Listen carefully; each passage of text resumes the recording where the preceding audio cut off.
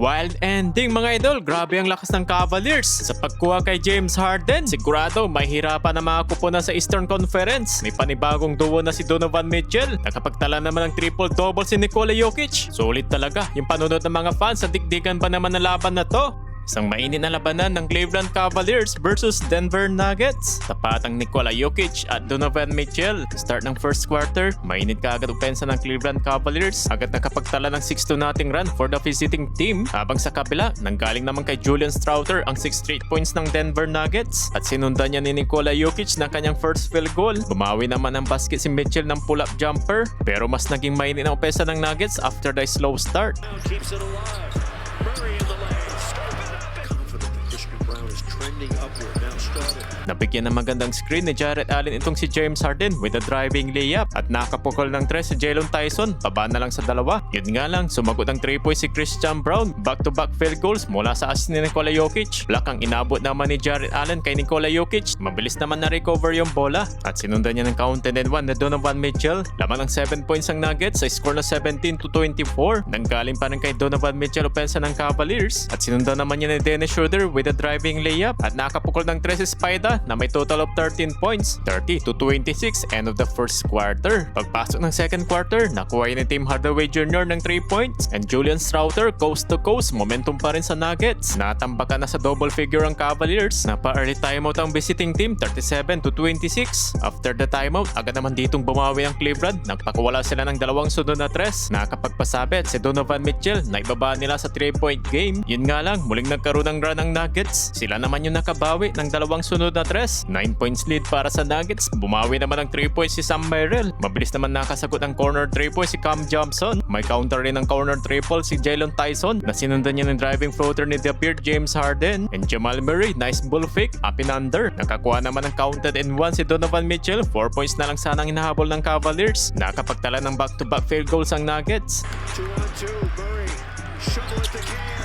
Only 8 points pa lamang si James Harden ng Cleveland Cavaliers. Habang leading scoring naman sa Nuggets si Julian Strouter with total of 15 points. Tinapos naman ni Jokic ang first half sa score na 59-54. Nuggets up by 5. Pagpasok ng third quarter, nagpakuwala kaagad ang 2 sunod na 3 ang Cavaliers. Nanggaling kay Donovan Mitchell at Sam Merrill. Nagtabla yung laban sa driving layup ni Jalen Tyson at layup din mula naman kay Nikola Jokic. Solid naman ang naging performance ni Julian Strouter. Nakuha ng Nuggets pa rin ang lead. Nakapukol pa ng 3 si Christian Brown. Absorb naman James Harden ang contact ni Cam Johnson and for the second time, muling nagtabla yung laban sa score na 71 pero napatimeout ang Cavaliers na muling nakalaman ng 5 points ang Nuggets. Pagtapos ng timeout, nanggaling naman sa puntos ni Jarrett Allen at ni James Harden. Naging dikitan muli yung laban mga idol. Nakalamang ng 1 point ang Cleveland nang makapagpasabi si The Beard kaso mabilis lang binawi lang yung lead sa 3 points ni Jamal Murray. Shout out to Bashawn Leonard, the only Nuggets ever win the 3-point shooting contest. Sa last 2 minutes remaining, pumana ng 3 points si Donovan Mitchell, lamang ng 3 ang home team. Tinawagan naman ng blocking foul si Julian Strouter, masama yung pagsak ni Spida. Pagtapos niyan, palitan ng basket si Donovan Mitchell at ni Jamal Murray. Muling nakalamang ng 5 points ang Nuggets sa end of the third quarter sa score na 92-87. Fourth and final quarter, batuan ng 3 points si Tim Hardaway Jr. at ni Tomlin para sa opensa ng Cavaliers. Napituan naman sa play na to ang former Sacramento Kings na si Keon Ellis. Toto reklamo pa siya sa referee mga idol. Well, muling natambak ng Cavaliers sa double digits.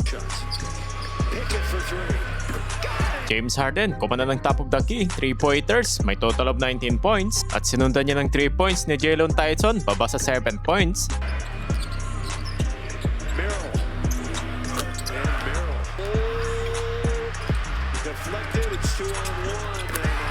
Yun nga lang, napabayaan naman si Christian Brown mula sa beyond the arc. Eto, Jonas Valanciunas fight for the rebound, bagsak si Jarrett Allen. Tinawagan ng foul si Valanciunas pero chinali siya ng Nuggets at na-turn over kaya nabigyan ng 2 free throws si Valanciunas. 111-104, nakapagtala naman ng assist si The Beard to Jalen Tyson, 3-pointers. Sa last 3 minutes remaining, muling binalis si Jokic na may triple-double na meron siya ditong 18 points, 10 rebounds, and 11 assists. Muli naman na ibaba ng Cavaliers sa 1-point game mga idol. Palitan naman ng basket si Tim Hardaway Jr. at ni Jared Allen para sa Cavaliers. Back-to-back field goals, alley-oop dunk mula sa assist ni Donovan Mitchell. Sumagot naman ang driving floater si Jokic, lamang ng 3 ang Nuggets. Final seconds, James Harden step back 3-pointers to tie the game. Hindi naman naipasok ng Nuggets ang kanilang last ball possession at nakapag-draw pa ng foul si Donovan Mitchell kaya naipanalo niya ang Cleveland Cavaliers. Final score na 119-117 sa likod ng 32 points ni Donovan Mitchell. 22 points para naman kay James Harden.